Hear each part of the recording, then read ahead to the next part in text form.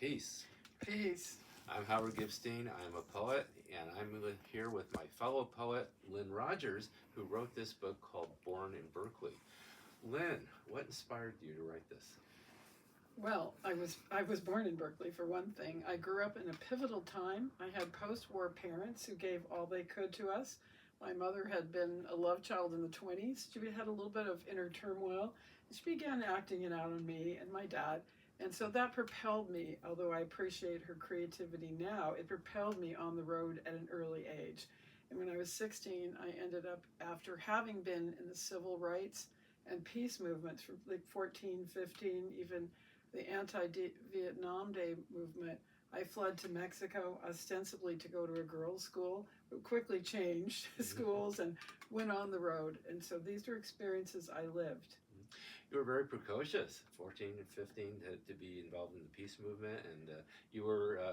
Did you have a sense that you were in something that was really important? Yes. Really, yeah. Yes, I thought the day after the anti-Vietnam Day march that the world had changed, and I was in gifted language programs, and therefore I was tall, so people took me for someone older. They had no idea how old I was, oftentimes. Yeah, I understand that when you went to Mexico, you knew something about Ken Kesey. You didn't know a lot about him, but you knew that he was somewhere in Mexico, but you didn't expect that you'd be spending time with him. No, I sort of heard a vague rumor. And the boy I was traveling with was 19. He knew about Jack Kerouac's book On the Road. I had read a lot of poets, but I didn't know about that yet. And we encountered in chapter 12, we really were there, painting the bus, encountering Kesey, mountain girl who just had his baby Sunshine, his wife Faye, who was connected to another man. It was a time of revolving relationships, painting, creativity, and I lived through it and met Neal Cassady too, who drove us. Neal Cassady drove us quickly back from outside Manzanillo all the way to Mexico City. He took off quickly, and my passport went with him, and that was another story. Yeah. Did he drive crazy as he's known to have driven?